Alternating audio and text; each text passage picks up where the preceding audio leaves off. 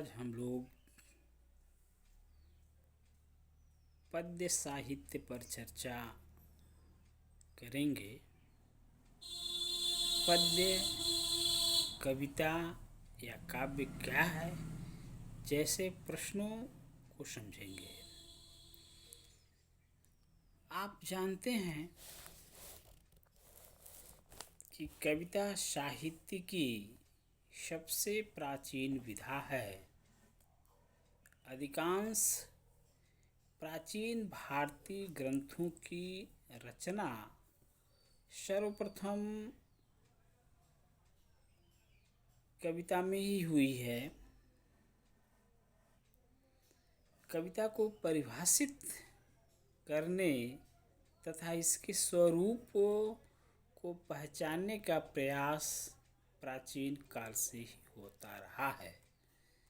प्राचीन जो हमारे ग्रंथ हैं, संस्कृत ग्रंथों में कहा गया है, शब्दार्थो सहितो काव्यम। शब्द और अर्थ के सुंदर सामंजस्य को ही काव्य कहा जाता है। इसी परिभाषा को आधार मानकर प्राचीन काव्य शास्त्रियों ने काव्य की आत्मा को ढूंढने का प्रयास किया है।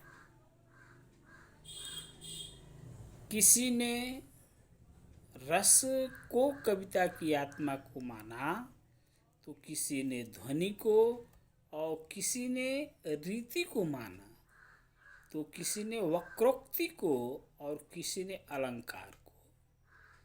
किंतु बाद में हिंदी साहित्य में कविता की परिभाषा दूसरे ढंग से की जाने लगी।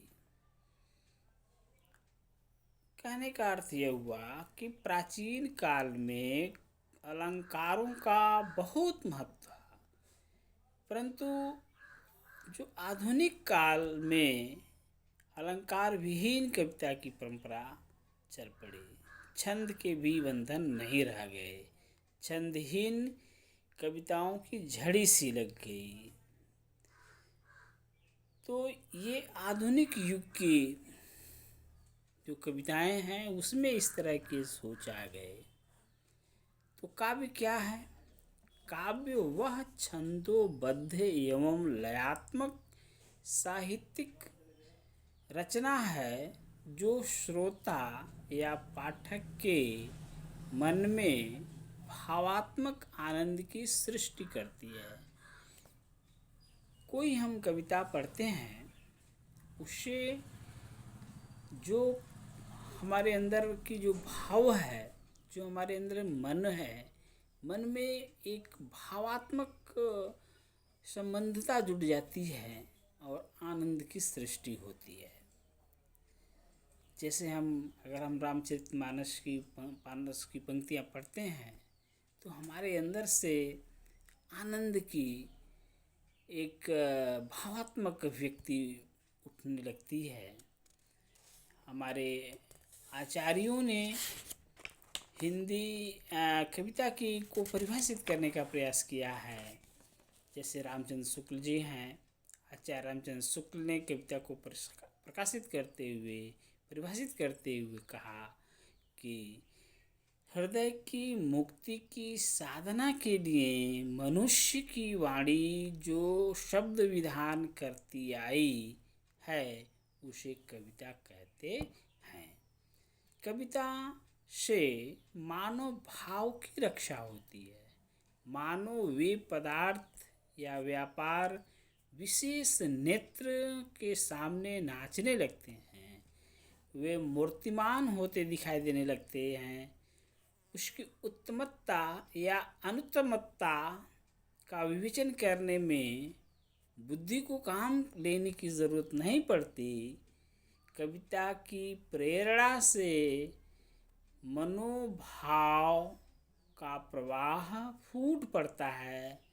तात्पर्य यह है कि कविता मनोवेगों को जागृत करने का उत्तम साधन है। मनोभावों को जागृत करने का उत्तम साधन है।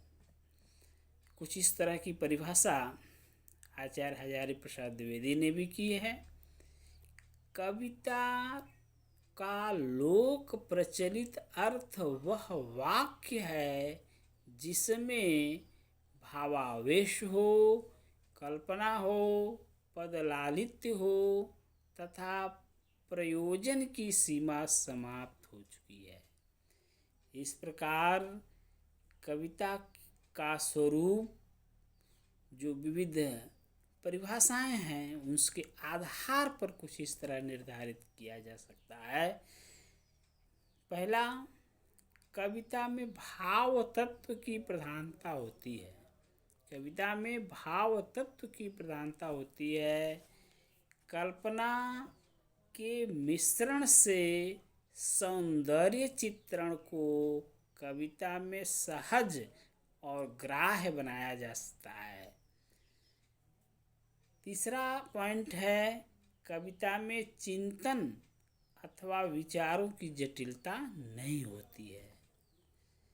कविता की शब्दावली गद्य से विशिष्ट होती है। इसमें लयात्मकता अनिवार्य है। शब्दों का समायोजन या संयोजन पाठक के हृदय को सहज ही छू जाता है और कम से कम शब्दों में बड़ी से बड़ी बात अथवा समस्या को बहुत ही सुंदर ढंग से चित्रित किया जाता है। कविता में केवल अर्थ ग्रहण कराकर बात को स्पष्ट करने की क्षमता नहीं होती, बल्कि इसके द्वारा बिंब विधान भी किया जाता है। कविता का बिंब विधान ही पाठक के मन में कविता के प्रभाव को स्थायित्व प्रदान करता है। बिंब एक प्रकार का शब्द चित्र होता है जो कविता में उपस्थित होता है। इसी कारण कविता का अर्थ अभिधा की अपेक्षा लक्षणा अर्थात स्त्री स्थिति की लाक्षणिकता के आधार पर ग्रहण किया जाता है।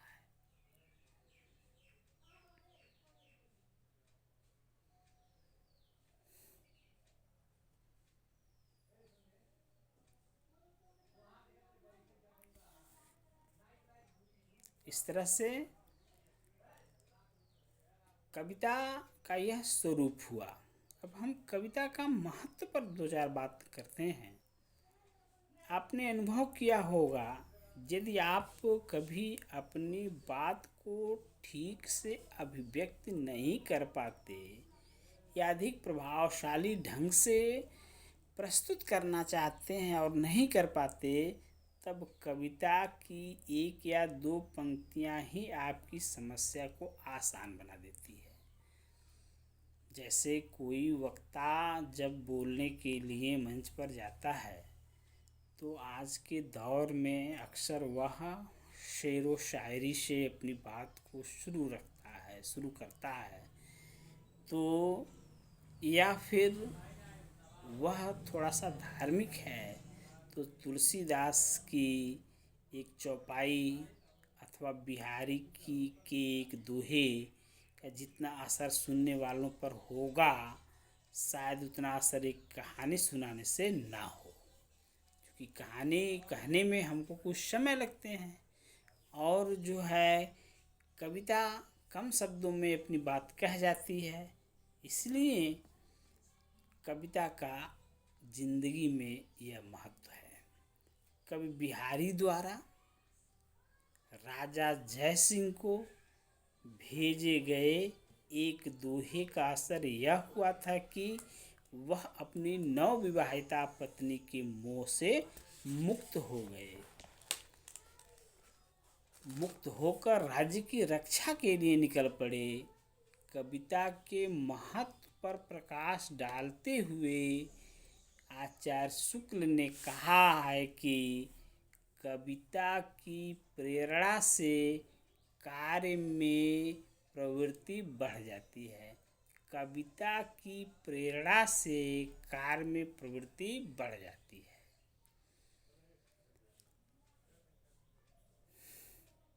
प्राचीन काल में कविता को मनोरंजन का साधन भी समझा जाता था। दरबारों में कवि कविताएं सुनाकर राजाओं का मनोरंजन किया करते थे। तब कविता पाठ्यक्रम में पढ़ाई जाने वाली कोई चीज़ नहीं थी। कभी कभी आप सोचते होंगे कि कविता भी भला कोई पढ़ने की चीज़ है, यह मनोरंजन की चीज़ कैसे हो सकती है। इससे न तो शब्द समझ में आते हैं, न इसमें कही गई बात। इससे तो कहानी उपन्यास अच्छे हैं जिनमें कही गई बात आसानी से समझ जाती है। इसके लिए कविता की तरह किसी व्याख्या की ज़रूरत नहीं होती। लेकिन इस तरह आपका सोचना ठीक नहीं होगा, क्योंकि कविता सिर्फ मनोरंजन की वस्तु नहीं, क्योंकि कविता कम से कम शब्दों में अपनी विशिष्ट भाषा तथा सिर्फ सौंदर्य से बातों को स्पष्ट करती हुई चलती है। और बहुत सी बातें उसमें छिपी रहती हैं, जिन्हें समझने के लिए उन्हें खोलते रहना आवश्यक होता है। अतः गद्य की अपेक्षा कठिन लगती है। लेकिन यह भी तो देखिए कि कविता की ही है जो अधिक देर तक आपको याद रह जाती है। बचपन में हम लोग जब पढ़ा करते थे, जो कविताएं पढ़े हैं उसके 2-4 पंक्तियां अभी हमारे ज़हन में, दिमाग में बैठे रहती हैं। जैसे उठो लाल अब आँखें खोलो, पानी लाई मुँह भी धो लो, बीती रात कमल दल फूले, उनके ऊपर भंवरे झूले, या नाथ संबुधन भंज निहारा, हूँ को एक दास तुम्हारा। तो आप उपयुक्त समय और स्थान पर जो आसानी से इसका उपयोग कर सकते हैं, आप बताइए कि कविता कैसे मनोरंजन की वस्तु कोई स्वयं निर्णय लीजिए। इस संबंध में रामचंद्र शुक्ल जी कहते हैं, प्राय लोग कहते हैं कि कविता का अंतिम उद्देश्य मनोरंजन है, पर मेरी समझ में मनोरंजन उसका अंतिम उद्देश्य नहीं है। कविता का जो अर्थ लोगों ने लगाया कि यह तो केवल मनोरंजन है, इसमें मनोरंजन है, लेकिन अंतिम उद्देश्य मनोरंजन ही है, लेकिन इसमें अंतिम उद्देश्य मनोरंजन नहीं है।